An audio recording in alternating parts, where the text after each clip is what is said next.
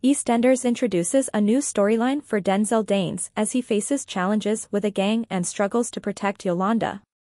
Meanwhile, in a New York courtroom, Donald Trump faces jury selection in his hush money trial, hearing candid critiques of him from potential jurors, marking a departure from his usual adulation. Denzel Danes' new plotline is confirmed by EastEnders.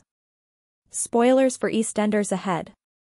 Denzel Danes' new plot has been announced by EastEnders. After a fight with the bully and McClunkies, Denzel finds himself surrounded by Logan's group in scenes that will show next week. When Yolanda notices the fight, she tries to break up it, but she slips and gets caught on camera by the group, making Denzel feel bad that he wasn't able to shield her. As word of the video spreads, Denzel feels guilty for not being able to assist Yolanda.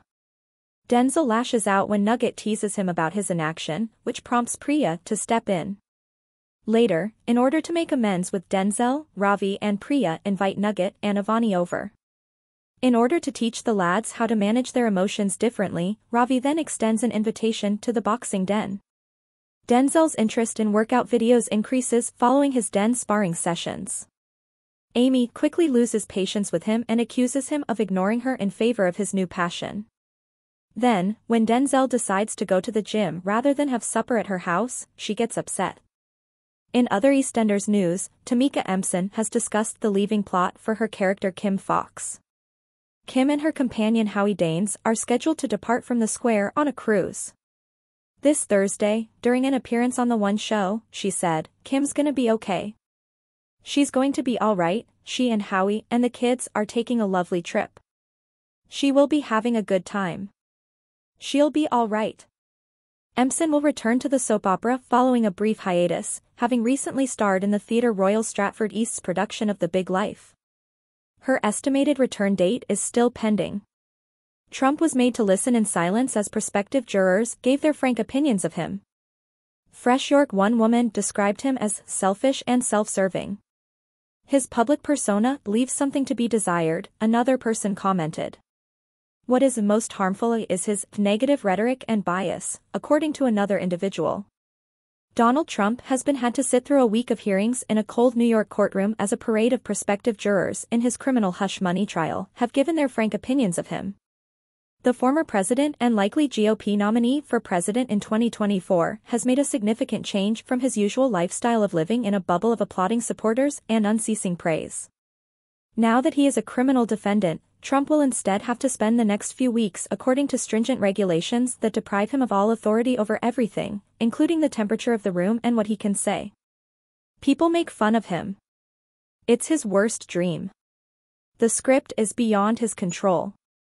He is powerless over the cinematography.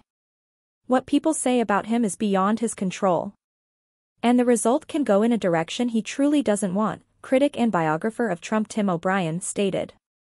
Even while demonstrators occasionally confront Trump, he usually leads a life shielded from criticism. Trump relocated to his Mar-a-Lago beachfront club in Palm Beach, Florida, after leaving the White House, where he is surrounded by devoted paid staff and dues-paying members who have spent tens of thousands of dollars to be close to him.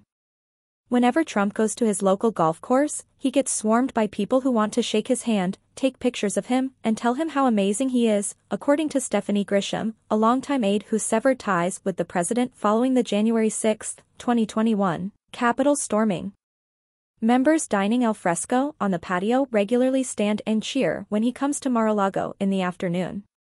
At dinner, he gets the same standing ovation, and frequently ends with Trump using his iPad as a DJ to play hits like James Brown's "It's a Man's World." As the press secretary for the White House and someone who traveled extensively with Trump throughout his 2016 campaign, Grisham spoke of staff members who were like cheerleaders, always telling Trump what he wanted to hear. They asked for motorcade routes that bypassed protesters in order to prevent angry outbursts, and they left a stack of uplifting press clips on the Resolute desk in the Oval Office every morning. Trump is currently facing a trial that might lead to felony convictions and perhaps jail time. In addition, he won't be able to respond angrily vocally, which he loves to do, and he would have to listen to more critics. Stormy Daniels, the porn star who claimed to have had sex with him, and Michael Cohen, his former attorney and fixer, are likely to testify during the trial.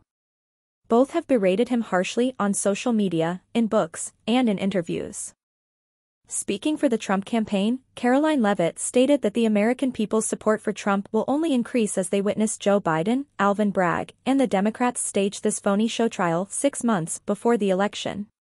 Trump demonstrated during his first week in court that he will remain defiant in the face of this unprecedented political lawfare. Bragg is the district attorney for Manhattan. During jury selection, New Yorkers who claimed they couldn't handle the case fairly were given an out. But among those who will decide his fate on 34 counts of fabricating business documents is one of the women who has the harshest opinions about him. The woman, who has spent the last 15 years living in Upper Manhattan, declared, "I don't like his persona, how he presents himself in public."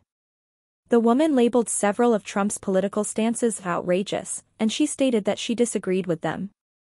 "I don't really appreciate that in any public servant," the woman stated, noting that although she doesn't know him as a person, she just seems to me it is not my cup of tea because of how he portrays himself in public.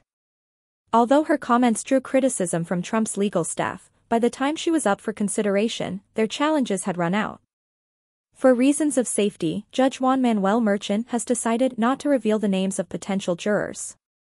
On Friday, a potential juror expressed dissatisfaction with Trump's influence on his supporters, claiming to have participated in the 2017 Women's March against his inauguration. She mentioned persons she had heard make homophobic or racist remarks. "I think his rhetoric at times enables people to feel as though they have permission to discriminate or act on their negative impulses," she added. She acknowledged that she didn't particularly like for the previous president and that she didn't know what his current ideas on policy were. Another man claimed to have grown up appreciating the former president and business tycoon's real estate holdings and even harbored dreams of moving into Trump Tower in the future. However, he has come to disagree with Trump's bias and negative rhetoric against the people he speaks about. Occasionally, attorneys read aloud social media posts made by potential juries making fun of Trump and rejoicing in his losses. The judge eliminated an elderly white lady who was a potential juror from consideration after Trump's legal team discovered past social media remarks that labeled the president as a racist, sexist, narcissist. Vitriolic was how one of Trump's lawyers described the posts. "She has a strong animosity towards him," the attorney Susan Necheles stated. She declared that Trump was anathema to all she had been taught about love and that, "I wouldn't believe him if his tongue were notarized." When confronted about the posts inside the courtroom, the juror admitted that she could see why the defense could find them unsettling, but her opinions had changed. She remarked, "Mr. Trump can get pretty spicy, and election policies can get pretty spicy." The individual who had uploaded a Facebook post in 2017 commemorating the legal defeat of one of Trump's measures was also disqualified by Merchan, the judge. Part of it said, "Get him out and lock him up." Trump must attend the entire trial in accordance with court procedures. Unlike when he stormed out of a recent slander trial, he cannot leave the courtroom. A gag order prevents him from criticizing any juror, including on his Truth Social platform. Merchan has already reprimanded him for making noise and making gestures during a juror's questioning.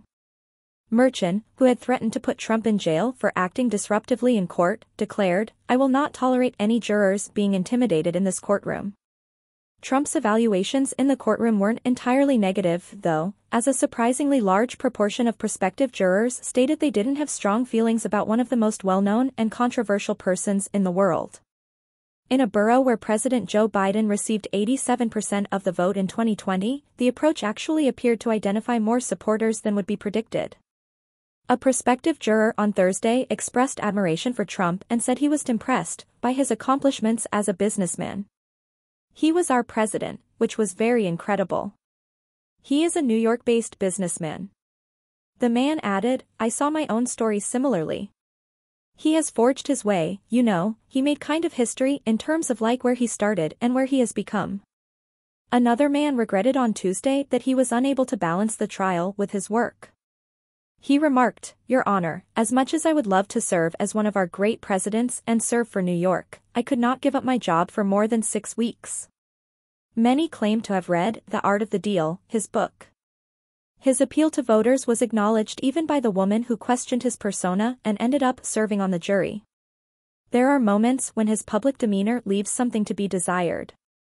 However, I can understand how you might occasionally be a little too raw," she remarked. In America, I saw him speak to a lot of people. I believe there is a point to be made on that. This story was written by Associated Press writers Jake Offenhartz, Jennifer Peltz, and Michael R. Sisak. Jill Colben from the Press Association. Please subscribe our channel.